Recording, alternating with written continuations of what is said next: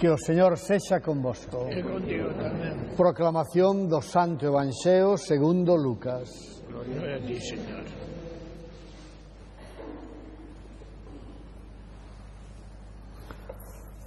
Naquel tempo, Deus mandou o anxo Gabriel a unha cidade de Galilea chamada Nazaret, onde unha virxe prometida a un home da casa de David que se chamaba Xosé. O nome da virxe era María. O anxo entrou onde estaba ela e díxolle: Alégrate, chea de gracia, o Señor está contigo. Ela turbouse con estas palabras e cavilaba no que podería significar o saúdo aquel.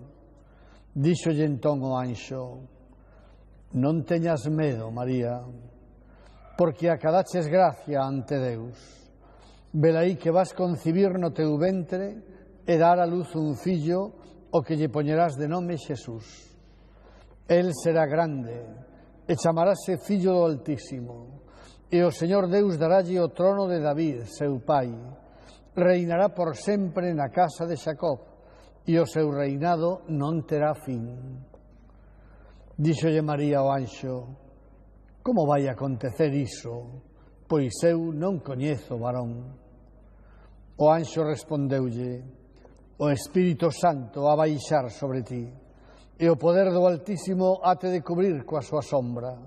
Por iso, o que vai nacer de ti será santo, e chamarase Fillo de Deus.